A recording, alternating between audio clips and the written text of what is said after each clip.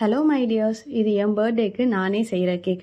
நேற்று வரைக்கும் இந்த வீடியோ எடுக்கும்போது இந்த கேக் எப்படி செய்கிறோங்கிற ரெசிபி தான் போடணும்னு நினச்சேன்.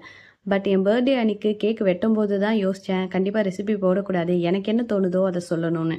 இந்த கேக் எனக்காக நானே செஞ்சங்கேட்டே என்னமோங்க, என் மனசு ஃபுல்லாக அப்படியே எப்படா கேக் வெட்டுவோம் எப்படா கேக் வெட்டுவோம் அப்படின்னு சொல்லி இந்த சின்ன குழந்தைங்க ஃபர்ஸ்ட் டைம் பர்த்டே செலிப்ரேட் பண்ணும்போது கேக் பார்த்தாங்கன்னா எப்படி இருக்குமோ அந்த மாதிரி மனசுக்குள்ளே ஒரே பட்டாம்பூச்சியாக பறந்துட்டு இருந்துச்சுங்க. இது வரைக்கும் என் லைஃப்பில் செலிப்ரேட் பண்ண எல்லா பர்த்டேக்கும் நான் சந்தோஷத்தை மற்றவங்க கிட்ட இருந்து தாங்க எதிர்பார்த்துருக்கேன்.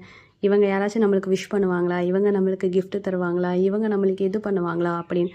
பட் ஃபர்ஸ்ட் டைம் என்ன நான் முன்னிலைப்படுத்தி என்ன நான் ப்ரையாரிட்டைஸ் பண்ணி எனக்காக நான் ஒரு விஷயம் ஆசையாக செய்யும்போது அது எனக்கு இவ்வளோ சந்தோஷம் தரும்னு எனக்கு இத்தனை நாளாக தெரியவே தெரியாதுங்க. இதுலேருந்து என்ன தெரிஞ்சுக்கிட்டேன் அப்படின்னா, லைஃப்பில் வந்துட்டு ஹாப்பினஸை வந்துட்டு அடுத்தவங்க நம்மளுக்கு தரணும் அப்படின்னு எதிர்பார்க்கறத விட நம்மளுக்கு பிடிச்ச சின்ன சின்ன விஷயங்கள் நம்மளுக்காக நம்மளே செய்யும்போது அது நிறைய ஹாப்பினஸை நம்மளுக்கு கொண்டு வந்து தருங்க. இதை என் ஹஸ்பண்ட் நிறைய விதத்தில் சொல்லி பார்த்துருக்காரு. பட் எனக்கு அது புரியலை. இப்போ தான் எனக்கு அது புரியுது.